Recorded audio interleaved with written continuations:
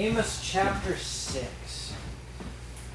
Last week in chapter 5, we looked at the lament that was declared for Israel and this cry to them to seek the Lord, to turn their hearts back to Him. In chapter 6, we will find the consequence of not heeding that call. As the Lord was calling His people back to Him, Israel remaining stubborn, Israel remaining disobedient to Him.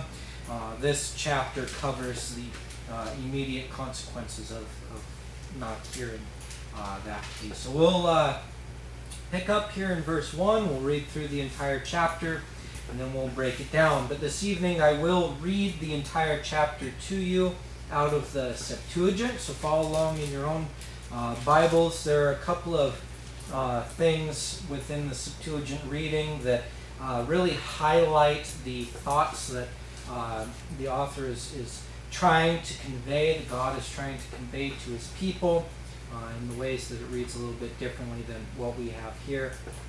So, Amos chapter 6. Woe to them that set at not Zion, but trust in the mountain of Samaria. They have gathered the harvest to the heads of the nations, and they have gone in themselves. O house of Israel, pass by all of you, and see. Pass by thence to Hamath, and thence descend to Gath of the Philistines, the chief of all these kingdoms. See if their coasts are greater than your coasts. Ye who are approaching the evil day, who are drawing near and adopting false Sabbaths, who sleep upon beds of ivory and live delicately on their couches, and eat kids out of the flocks and suckling calves out of the midst of the stalls, who excel in the sound of musical instruments. They have regarded them as abiding, not as fleeting pleasures, who drink strained wine and anoint themselves with the best ointment, and have suffered nothing on occasion of the calamity of Joseph. Therefore now shall they depart into captivity from the dominion of princes. The neighing of horses shall be cut off from Ephraim. For the Lord has sworn by Himself, saying, because I abhor all the pride of Jacob, I do also hate his countries, and I will cut off his city with all who inhabit it. And it shall come to pass, if there be 10 men left in one house, that they shall die. But a remnant shall be left behind, and their relations shall take them, and shall strongly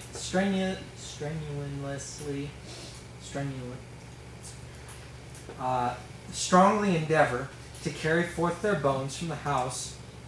And one shall say to the house, to the heads of the house, is there yet anyone else with thee? And he shall say, no one else. And the other shall say, be silent, that thou name not the name of the Lord. For behold, the Lord commands, and He will smite the great house with breaches, and the little ones with rents. Will horses run upon rocks? Will they refrain from neighing at mares?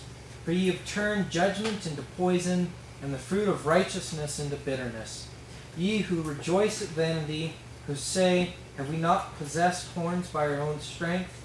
For behold, O house of Israel, I will raise against you a nation, saith the Lord of hosts, and they shall afflict you, so that you shall not enter into Hamath, as it were from the river of the wilderness.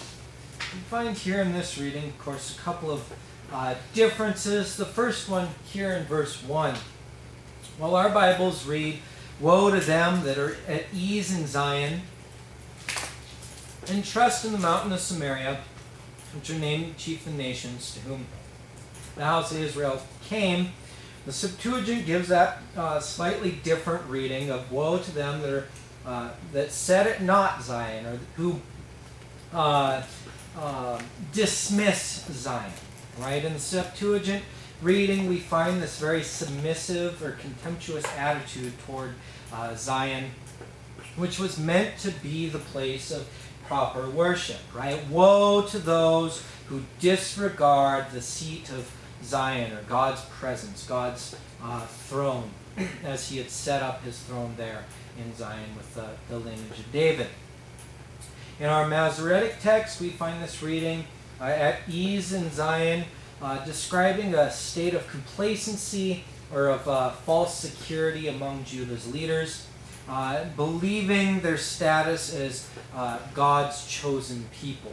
Right now, this entire book was written to the tribes of Israel. It also served as a warning to the people of Judah, to the people there in the southern nation. While God would deal with them later, well, he would deal with them in his own way, slightly differently than how he dealt with Israel, just because of Judah's record of having a few good kings, a few devoting their hearts toward the Lord. This really is an admonishment of Israel, a declaration of their disregard for God, of their disregard for the holiness of Jerusalem, for the holiness of temple worship. And then in verse 2 we find this challenge here to pass by in our Masoretic text. In our Bibles, it lists 3 places: Calneh, Hamath the Great, and Gath of the Philistines. Calneh being representative of Assyria, Hamath being representative of Syria, and then Gath of the Philistines. This challenge is being issued to pass by their. Let me see if I can. To pass by them, or to look at them and see and consider: are they greater than these people? Right? Are these nations greater than what Israel was? And the answer, being that this is really a rhetorical question, would be no. Right? Each of these nations had been conquered, or had been within the sphere of influence of Israel at certain times. Gath being the capital of the Philistines there, being a very notable, very strong city of the Philistines there, was subjected to Judah, was subjected to Israel. During the reign of Jeroboam II, he didn't just rule over Israel up into Dan and such. His borders went far beyond Dan, up into the northern area. And I won't flip the map here, but he did have a sphere of influence that extended up into Syria. Right? God is challenging Israel. Look at these other nations around you, and they, with the implication being, realize that these peoples were lesser than you. Right? That these were lesser kingdoms, lesser borders. When we move on, chapter 6 might actually be a fairly quick one.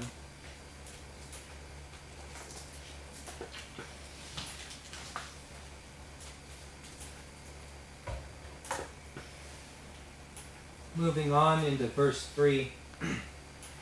Ye who are approaching the evil day, who are drawing near and adopting false Sabbaths. Or from our King James reading, you who put far away the evil day and cause the seed of violence to come near. The idea is that in both translations, that Israel is entirely apathetic to its coming destruction. Right? God has sent them prophets. He's given them the Nazarenes as this sign of his still working in Israel. They told the prophets to be quiet. They corrupted the Nazarenes. You remember that from earlier chapters that we read, that we studied.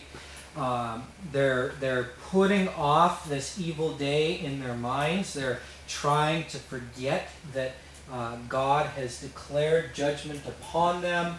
They're remaining willfully ignorant of the day of their destruction that's coming upon them.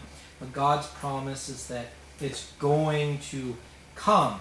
That their very action of trying to put off this day of their destruction, this day of their evil, ignoring the fact that that is looming over them, is causing it to come ever closer. Put it in perspective, it's like not paying taxes to the IRS for a number of years, getting a letter in the mail, hey, you owe us this much. And it's just the IRS. I'm going to ignore them, right? Forget about them. And continuing to do what you're doing, not realizing you're digging your grave even deeper. The IRS, of course, being very very notable institution for making the lives of those who try and skip out on taxes very miserable. And having the authority given to them by the government to do so. Throwing people in prison, long audits, messing up people's lives for years and years and years. Right? You can't just ignore judgment. You can't just live your life as if judgment is never going to come, because in doing so, you are really hastening the approach of that judgment, hastening the approach of that coming destruction. Verse 4 through 6, we find this notation of these lives of luxury that they're living. Of course, as we've spoken in previous chapters, really the judgment of Israel in the letter or the book of Amos is really written to the wealthy of Israel, them being in this time of disparity between the very poor people, the very rich people, not really a lot of people in between. These very rich people giving themselves over to these idolatries, being very disobedient to God, ignoring the poor, ignoring the commandments of the Lord concerning the poor, and Amos himself being wealthy. We brought that up. I believe it was in chapter 1 as we were getting to know who Amos was. Amos himself was a very wealthy man. He was a grower of, I believe it was figs. I could be wrong about that. But his family land was in a very fertile area. I think somewhere around here, but I could be wrong. Maybe it was down in Judah. Anyways, but also being a breeder of animals, a breeder of good livestock. Today, you think about like the breeders of racehorses, right? These very high quality animals. Not very many people get to breed these racehorses because the beginning stock is very expensive themselves. And it's just a very lucrative business, lots of money in it. God didn't choose a prophet who came from a family of nobodies who was poor, right? Because he wanted to make sure that he got the attention of the wealthy in Israel, right? Amos was wealthy. Amos had this status because he was chosen having this status because he could go into that same class of people in Israel and speak to them and not just be disregarded as one of those disgruntled poors, for lack of a better way to put it. We find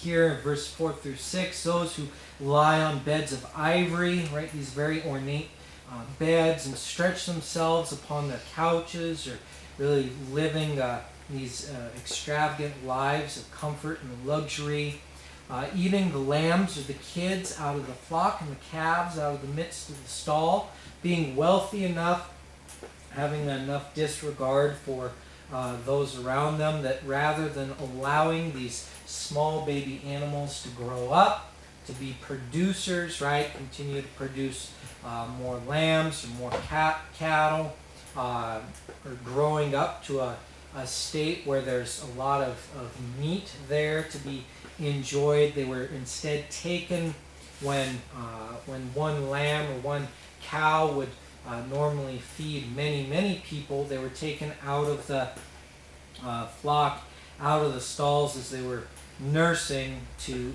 serve as delicacy to feed only one or two people. Right? There's more than enough food to go around, yet there's still people going hungry, the poor, and yet these people who are being spoken to here were rich in such a way that they were taking these animals that could have fed more people and eating them when they're still just little. That chant to the sound of the viol and invent themselves instruments and music like David. This is another place where I personally enjoy the Septuagint reading a little bit more. I think it gives us a little better idea of what's being said here. Those who excel in the sound of musical instruments, musicians, and they have regarded them as abiding and not as fleeting pleasures. Right? Now imagine we've reached this state today where being a musician is a very lucrative business, right? You can make a lot of money being a musician. In fact, some of the wealthiest people in this country are musicians. Whereas in a different time, in a different era, you don't make a lot of money with music. You don't make a lot of money playing the musical instruments and enjoying their sounds, devoting yourself to studying them and to learning them, because there's work to do, right? There's grain that needs harvesting. There's animals that need tending. Think about David. He enjoyed playing the harp, but it was as a means of entertainment or a means of pleasure in the field as he was taking care of his father's flocks. He wasn't allowed to just survive off of the playing of that harp. Just further talking about the wealth of Israel during this time.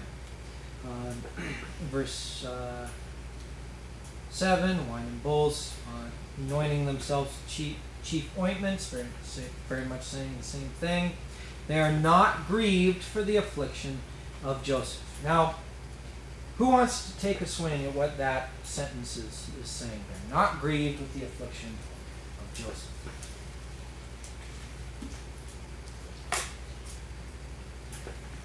What are we talking about?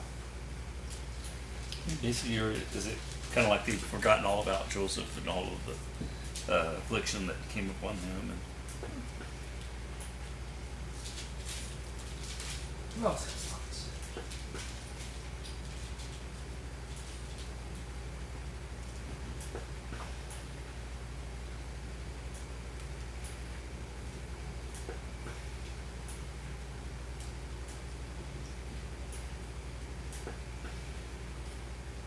I'll also give you the Septuagint reading of it. Whom suffered nothing on occasion of the calamity of Joseph. Just give us a little bit different wording, different perspective. I have a question. Yep. I've heard you say it a couple times, but what is the reading that you're reading from? It's the Septuagint. It's the Septuagint. It's let's see here. So we've got in our Bibles today, they all come from our Old Testament comes from what's called the Masoretic text, which is the Hebrew text, been very stable, about 3,000 years. Our Old Testament is essentially just the compiling of those books from Hebrew tradition, those writings, things like that. The Septuagint is a different translation of the Old Testament that's thought to come from an older body of manuscripts, but it was compiled in Greek by Jewish scribes for the Library of Alexandria. They put it together, all in Greek, common Greek, so that it'd be kind of like English today. It's the language that everybody spoke, so it'd be very easily distributable. People could read it, they could understand it. Not everybody could read and write in Hebrew. A lot more people could read and write in Greek. But because of the difference in the manuscripts that these different translations were translated from, we get slightly different readings in some places, in a lot of places. Does that answer your question? Yeah, I Okay. didn't I've never heard of that. I've heard of Greek and Hebrew. Yeah. I just never heard of that. What I did you say hadn't again? either. Septuagint. And so it was transcribed from the Hebrew directly, or did it come from the Greek? It was in its creation. I can't remember who was the king of Egypt at the time, but he was compiling the Library of Alexandria, and he wanted it to be basically a hub of information, right? This grand library where people could go and get whatever information, or find whatever information that they wanted. And so he invited the Jews, the Jewish scribes, to come and translate from their works into Greek their Old Testament, or their traditions that comprise the Old Testament, so that it was easily distributed. So it came from the Hebrew, translated into Greek, so that it would be more accessible. And then the Greek was translated into the And Septuagint. then the Greek was translated into English. And only the Old Testament. Only the Old Testament. It came about sometime before the New Testament did. It was it preceded Jesus by a few hundred years, I think. So that's how old that this translation Yes. is? Okay. And so a lot of the differences that we find are either scribal choices, decisions, where they just translated a word into Greek from Hebrew a little bit differently than it got translated from English, looking at Masoretic, or from coming from a different body of text, being translated from an older set of Hebrew manuscripts. We no longer have access to. We find some differences, but this is why during Sundays, as we're reading through the Hebrews, a lot of times I'll bring you the Septuagint reading of the Old Testament scriptures, because the Septuagint is what the majority of Old Testament references in the New Testament are being quoted from.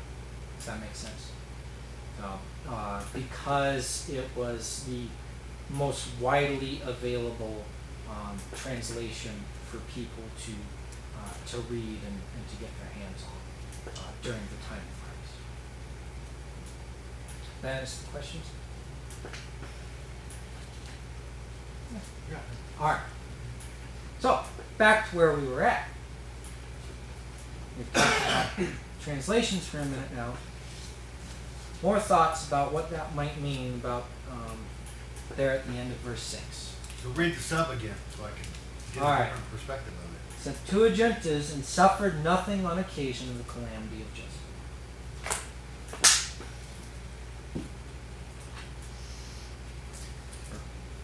Are not grieved for the affliction of Joseph. Let me ask you this. What do you think, what or who do you think is being referred to there by the name of Joseph? Are we talking about Joseph himself in Genesis? Or are we talking about Israel?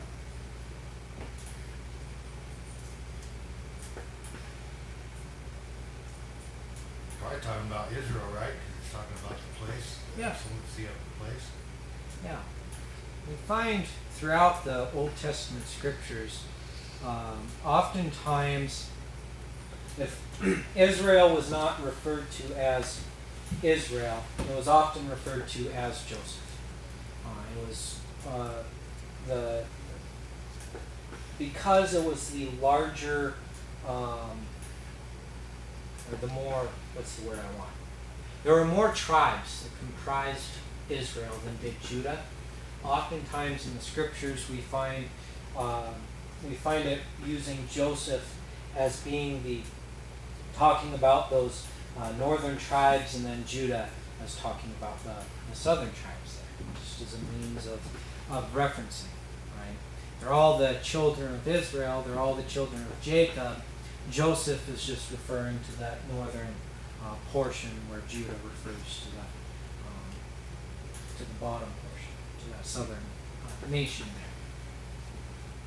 So what would their affliction be? Do you think that's kind of like saying that they kind of forgot where they came from and all the things that happened to them along the way? Yeah, Yeah. that would be a good way to say it. Today we say you forgot your roots or whatever. Yeah. Yeah. Within the context, also, they're not grieved for the affliction of Joseph. They don't care. Right? God is declaring His judgment upon them. God has sent them new prophets. God has tried every avenue of getting their attention, letting nations come in and invade them, and famines and droughts and everything that He promised He would do back in Deuteronomy to get their attention when they did become disobedient. He's done, and yet He's saying here in Amos chapter 6, verse 6, that these people still do not care. God has done everything that He could, and these people are so distracted by the luxuries that they're enjoying. They're so distracted by the wealth and the lavish lifestyles that wealth has allowed them to live, that the judgment of God, the affliction of Joseph, doesn't mean anything to them. They have reached a state of apathy where they are completely unreachable. It would be like someone that was once a very good, very solid church member, finding a new job, and at first, hey, I just gotta miss 1 or 2 Sundays, right? It's no big deal.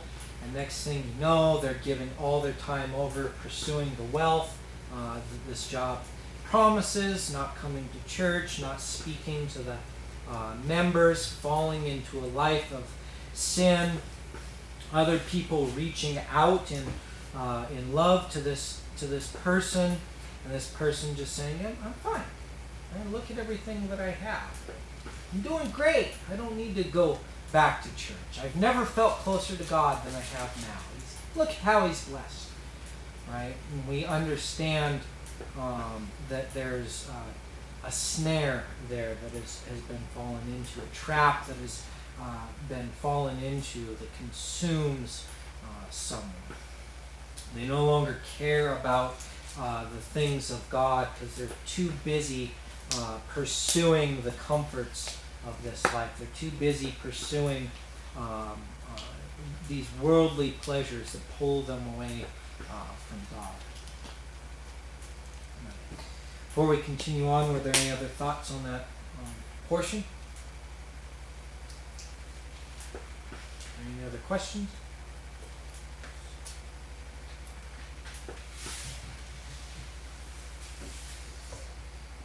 If not, moving on into verse 7, we find this proclamation of God's judgment. But before we do continue on, let's turn over to Isaiah 59. Isaiah 59.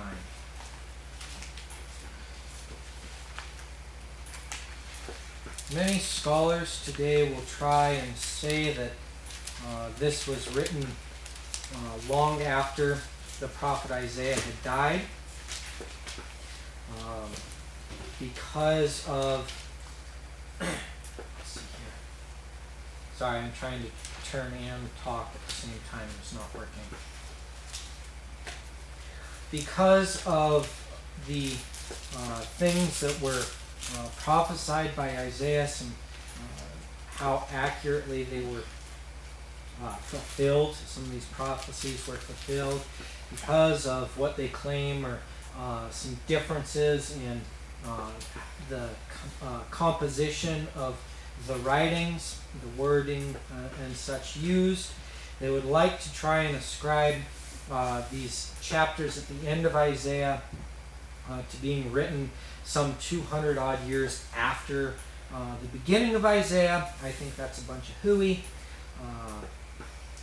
But this Isaiah chapter 59 being written by Isaiah, by that prophet that we know from the very beginning of the book. Here in 59, he's still talking about Christ, right? We've talked about this times past, the composition of Isaiah, beginning in, I believe it's the middle 40s. God, through Isaiah, begins to proclaim the need for a Savior, the idolatry, the rampant disobedience of the people and their idolatries.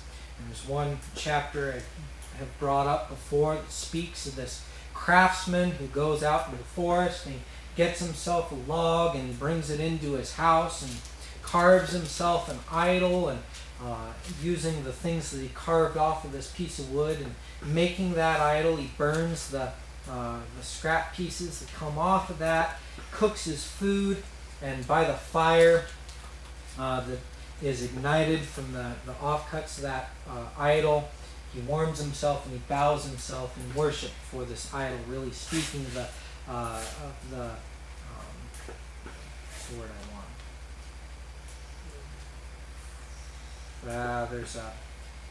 There's a word I want and I'm not finding. Just the silliness of it all, right? And then the narrative continues. The Lord declaring, "Okay, I'll send a Savior. I'll send myself." And ultimately, Isaiah concludes with Jesus on the throne in the kingdom. But here in chapter 59, we find this written: "Behold, the Lord's hand is not shortened that it cannot save, neither his ear heavy that it cannot hear. But your iniquities have separated between you and your God, and your sins have hid his face from you, that he will not hear. For your hands are defiled with blood, and your fingers with iniquity. Your lips have spoken lies, your tongue has muttered perverseness. None calleth for justice, nor any pleads for truth. They trust in vanity and speak lies. They conceive mischief and bring forth iniquity." That really sounds like what we've just been reading here in Amos chapter 6, doesn't it? Right? There's this people who just sin and they don't care. Right? They don't care that what they're doing is wrong, that what they're doing is bringing them death. And Isaiah continues to illustrate this in a pretty neat way. Verse 5, they hatch cockatrice eggs and weave the spider's web. He that eateth of their eggs dieth, and that which is crushed breaketh out to a viper. Their webs shall not become garments, neither shall they cover themselves with their works. Their works are works of iniquity. The act of violence is in their hands. Their feet run to evil. They make haste to shed innocent blood. Their thoughts are thoughts of iniquity. Wasting and destruction are in their paths. There in verse 5, verse 6, just a way of saying that the things that they're doing, the things that they're laboring in, the work of their hands, is what is bringing them death. It is what is bringing them this destruction. Right? They are laboring in a frivolous manner that it isn't profitable for anything. Verse 8, "The way of peace they know not, and there is no judgment in their goings. They have made them crooked paths. Whosoever goeth therein shall not know peace. Therefore is judgment far from us, neither doth justice overtake us. We wait for light, but behold obscurity, for brightness, but we walk in darkness. We grope for the wall like the blind. And we grope as if we had no eyes. We stumble at noonday as in the night. We are in desolate places as dead men. We roar all like bears and mourn sore like doves. We look for judgment, but there is none. For salvation, but it is far off from us. For our transgressions are multiplied before thee, and our sins testify against us. For our transgressions are with us, and as for our iniquities, we know them. In transgressing and lying against the Lord, and departing away from our God, speaking oppression and revolt, conceiving and uttering from the heart words of falsehood, and judgment is turned away backward, and justice standeth afar off, for truth is fallen in the street, and equity cannot enter. And we'll stop there. We continue on. We find this chapter.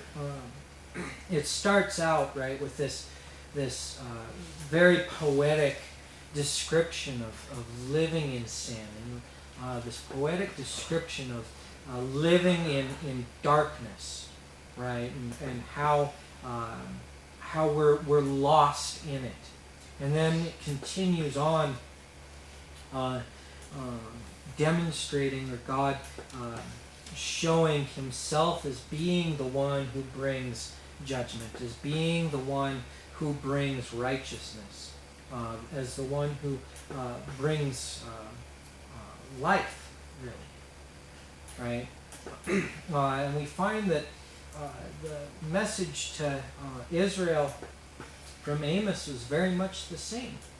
These verses that we just read in Amos about their vanity, they speak of reckless vanity, right? They hide from trouble that they don't care about. They're hidden from trouble that they don't care about. They need a redeemer. They need God. And that's what Amos, the entire book, really is conveying, is this need for God. This need to repent from sin because of the destruction that comes when you don't. We'll continue here in Amos, back in chapter 6.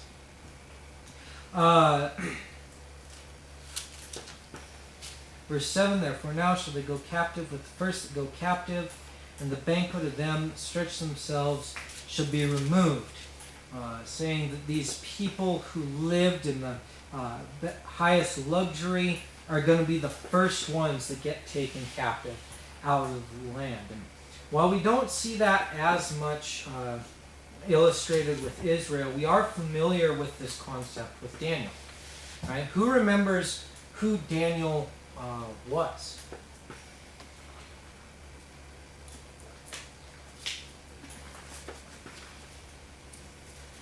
Keeper of the sheep? No, that was David. Oh, that was David, yeah. I got a David and Daniel, and I get them. He was a what were they called? Same as Meshach. Storyteller? No.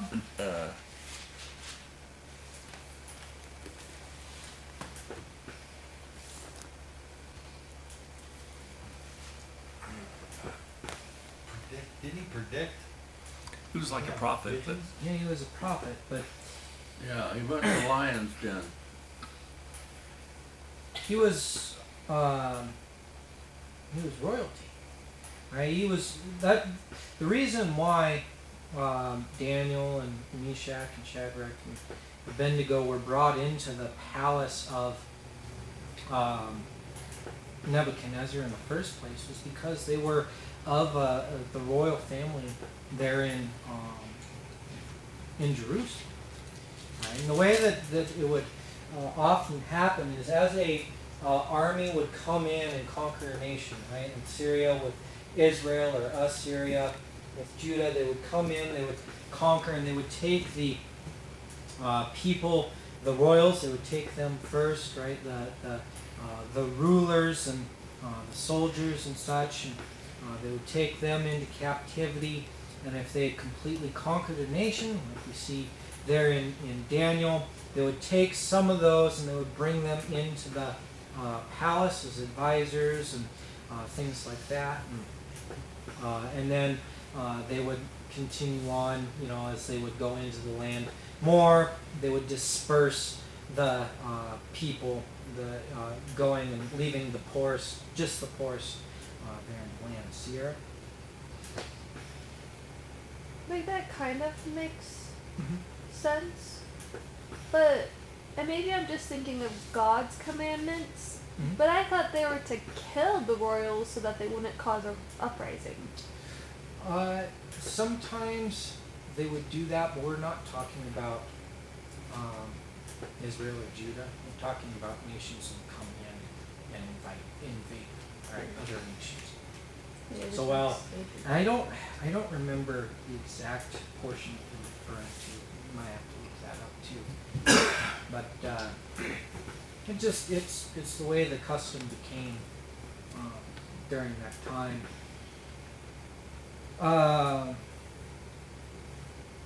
But he's going back to Amos because we're running out of time and I'm getting distracted.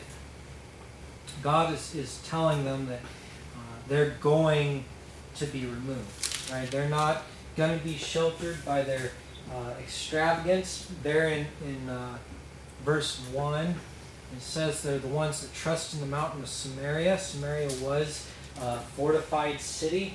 One of the reasons why Jeroboam the first chose Samaria as his capital, or it might have been one of his successors. The reason why Samaria was chosen as the capital of Israel was because it was a very defensible city. It was set up on a mountain. It was set up on a high place. And God's telling them that this isn't going to help you. And then he continues on in verse 8 through 10, declaring just how thorough the destruction is going to be. In fact, really, it's 8 through the rest of it, declaring how thoroughly they're going to be destroyed out of the land. And he uses this picture, he paints this picture. Verse 9, it shall come to pass, if there remain 10 men in one house, that they shall die, and a man's uncle shall take him up, and he that burneth them to bring out the bones of the house, or bring the bones out of the house, and shall say unto him that is by the sides of the house, or that's in the secret place of the house, as we read in the Septuagint or the translations, is there yet anyone with thee? And he shall say, no. Then he shall say, hold thy tongue, for we may not make mention of the name of the Lord. This picture being painted of just total death and destruction, right? This invading army going in, destroying the houses, destroying families. If 10 men are hiding in a house, they're all going to be killed. There's someone, a kinsman that comes, that somehow escaped, and he comes to burn the bones of those who were slain, and he finds someone that was left alive. He asks, is there anyone else that escaped with you? And a person says no. And then we find this interesting statement there at the end of verse 10. And he shall say, hold thy tongue, for we may not make mention of the name of the Lord. This being in really reference to the reverence of the name of the Lord being brought back to the people. Right, now think about this for a second. We have a people who has stopped caring about God, stopped caring about His commandments. Right? Now, today and throughout history, the Jewish people have been very reverent of the name of the Lord, so much that they won't write it out completely. You look even now at a website that is a Jewish-run website, and instead of having God, they'll have G-D a lot of times. There is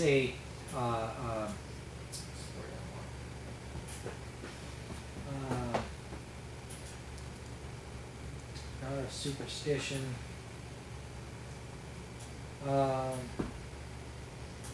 Anecdote, maybe? I don't know if that's the right word. There's this tale of how when Jewish scribes were writing out the Bible, every time they would come to Yahweh, they would clean their pen, or they would take a brand new pen just to write the name of the Lord in. Right? So much they revered the name of the Lord.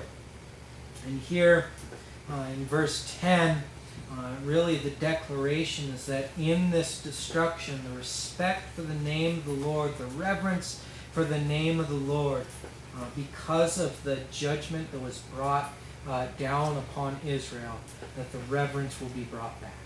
One interesting thing to note is that after Judah came back from the Babylonian exile, they no longer struggled with idolatry, interestingly enough. They struggled with a lot of other things, but idolatry, the chasing the gods of the nations around them, isn't something that they really struggled with anymore after that. Sierra, you got your hand up? I don't know if I missed it, but why is he saying, hold your tongue, but we dare not mention the name of the Lord, when the guy said none?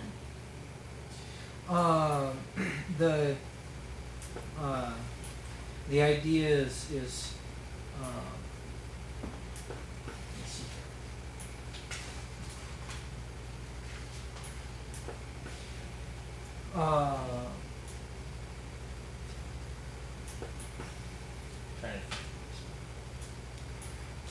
It's a good question. I might have to get back to you on that one when I think about it. Unless someone else has a good answer.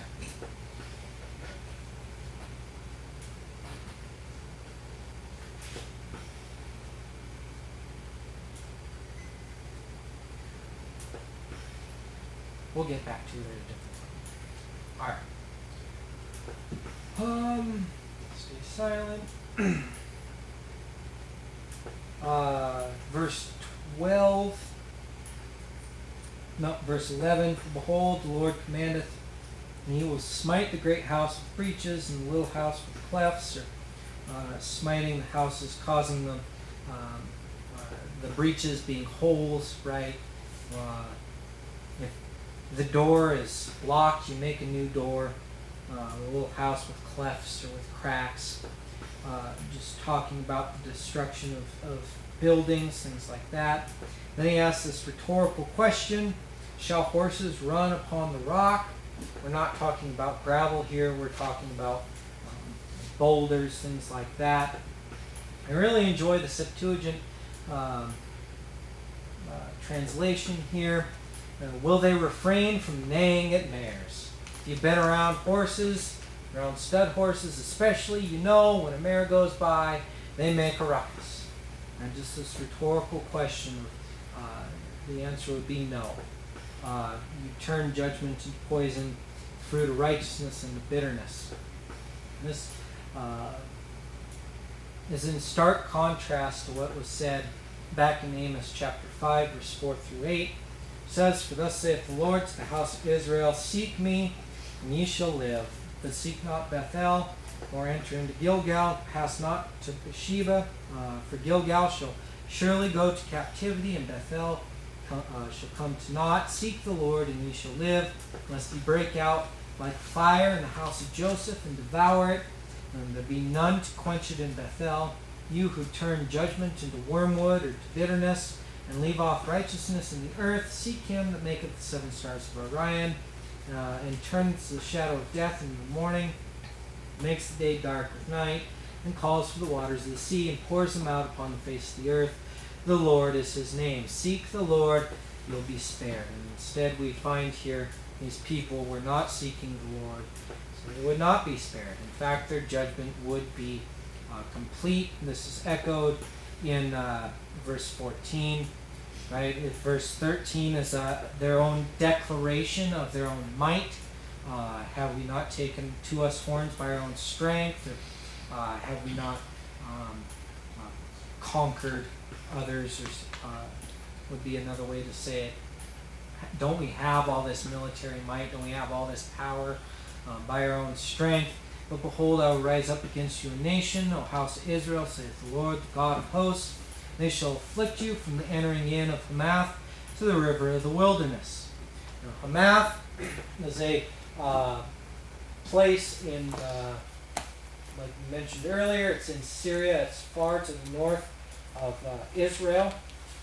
And then the river of the wilderness, or other translations put the brook of Araba, which is all the way down here south of the Dead Sea.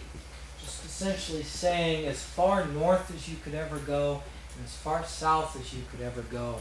This nation is going to come in, they're going to find you, they will afflict you, they will destroy you. There's nowhere else to hide from the judgments of the Lord. And that is Amos chapter 6. Were there thoughts, were there questions?